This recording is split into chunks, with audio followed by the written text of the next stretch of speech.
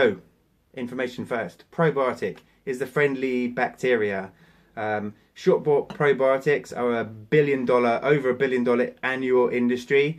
I'm not convinced a lot of them actually work or actually have long-term effects. I'm really big into wild fermentation, fermenting your own foods via kefir, kombucha, sauerkraut and kimchi.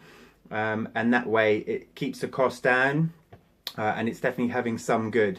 I used this analogy the other day in a workshop. Nowadays people are saying, but does the bacteria actually stick? The bacteria if you're poo tested, when you're younger, how much does your actual microbial diversity actually change over time? And how much does a course of shop-bought probiotics actually long-term influence the diversity in your gut? And same for the wild fermented sauerkraut, kefir and kombucha. How long does it stick around for? And I thought, it just came to me in this workshop, and it's like cash flow, really. They do get spent. I don't know how long they stick around for, but while they're there, they're pretty useful. So it's like cash comes and it goes. You wouldn't not want the cash because, like, fuck, I can't have the cash because I just spend it. I don't want it.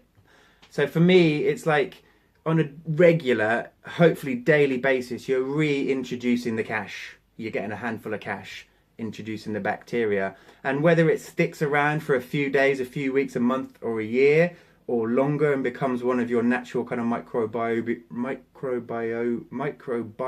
profiles and they stick around, for me doesn't make much difference. Cash, microbes and bacteria is good however long it sticks around for.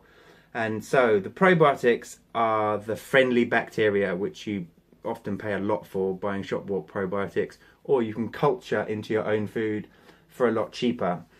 The prebiotics is the food, it's the fiber that the microbes feed on. So you need the prebiotics to follow shortly behind the probiotics. It's all well and good spending a lot of money on your shop-bought probiotics or your new, which is available all over the country, raw unpasteurized sauerkraut, and you start to re-inoculate your biome with the probiotics. You need the prebiotics to feed them, really.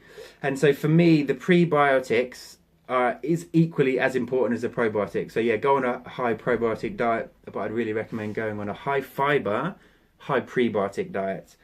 And so as soon as I cottoned onto this and introduced myself to prebiotics, and also at the time I was using a lot of probiotics via kefir and sauerkraut and kombucha, and trying out different shop-bought supplement probiotics. As soon as I introduced the prebiotics, I've had this exponential movement. I felt much more movement in my body, and I was aware that they were doing the world of good. So the thing is, the prebiotic fiber, so we've got onions are a really good source. Garlic, I haven't got one to demo, but you all know what garlic looks like. Jerusalem artichoke is a brilliant one. Chicory, leek. There's other prebiotics, other inulin, fiber, chicory root, beverages. You get all these other prebiotics. They lose their integrity as a prebiotic the more you cook them. So they need to be raw. I tell you what, I'm not really going to be eating much of the leek or the onion or the garlic. Garlic maybe. Raw, but fermented. If you ferment them, you increase the probiotic value, but you don't decrease the prebiotics.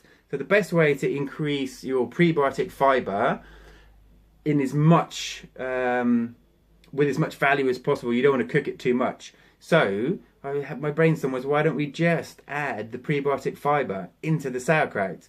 And it's just killing it for me. And I've not really made a sauerkraut since that where I haven't included some prebiotic fiber, because I feel you don't need much of the sauerkraut with the prebiotics to get a real